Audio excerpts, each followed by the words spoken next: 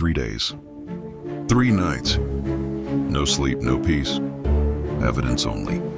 Vibes get roasted. I burned 2 computers. Emotionally. Today, the Yeti. My take? Fresh snow is the perfect liar.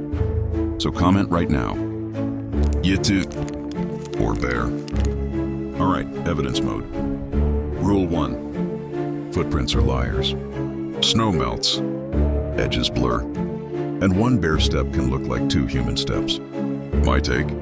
Before you shout Yeti, you eliminate weird snow. Comment. Do you trust footprints, yes or no? Be honest, no vibes. New clue, same rules. Witness stories sound powerful until you add distance. Fog, low light, and fear. My take? Your brain will finish the monster for you. So comment. Do you trust eyewitness accounts more or physical traces? Pick one and tell me why. No vibes. Yes, your brain is talented. That's the problem. Now watch the visibility. All right, this is where legends get nervous. Hair, droppings, bone, stuff you can test. My take? Stories are cute. DNA is rude. Because when people actually tested Yeti samples, a lot of them came back as bears or other normal animals. So comment. If DNA says bear, do you accept it? Yes or no? And if no, tell me what evidence would change your mind. Because if the monster leaves DNA, it stops being a monster. It becomes a species. And science is very mean about species. All right, if you want the most boring answer, it's usually the right one.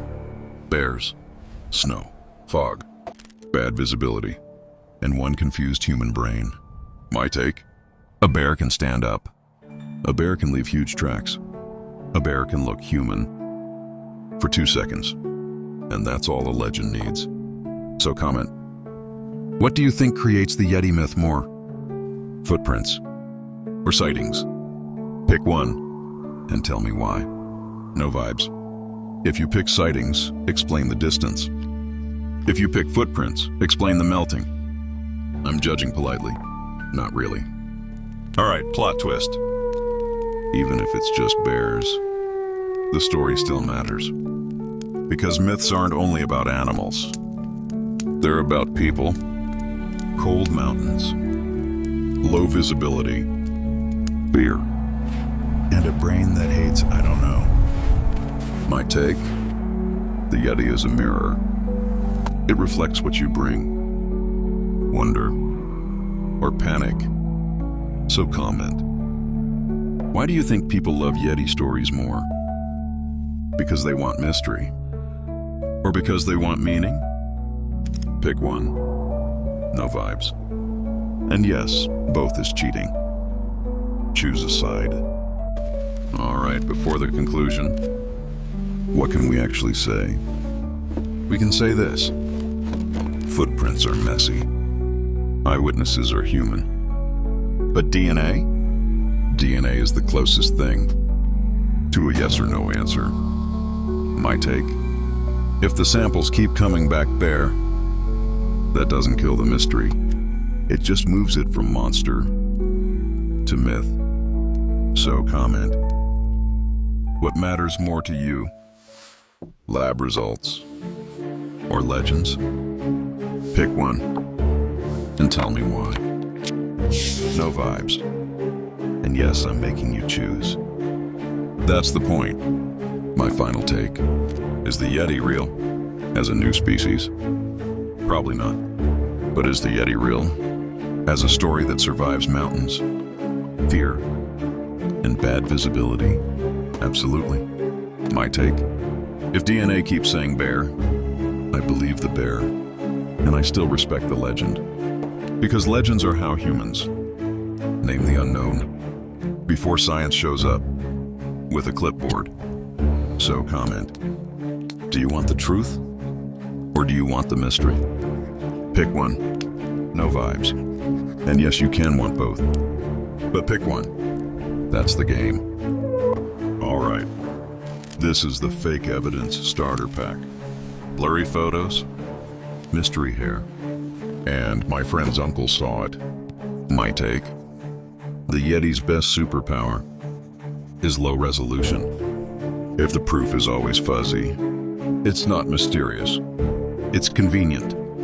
Because if the evidence is always secondhand and conveniently untestable, it's not evidence.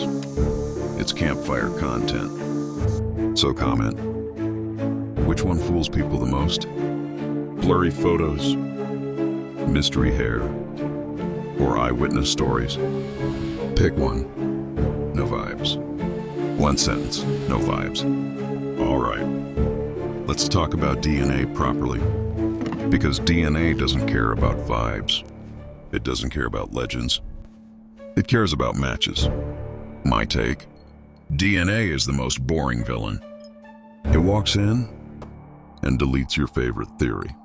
So if people keep testing Yeti hair, and it keeps coming back bare, that's not a debate. That's a diagnosis. So comment. Would DNA settle it for you? Yes or no? And if no, what would? One sentence. No vibes. Be honest. What would actually convince you? A body? A living animal? Or just better data?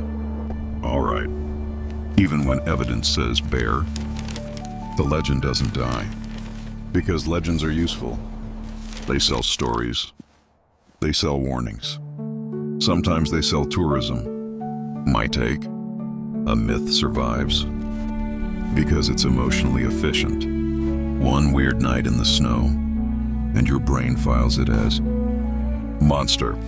Also, let's be honest, bear and fog is not a great headline. So comment. Do you think the Yeti myth survives more because of fear or culture?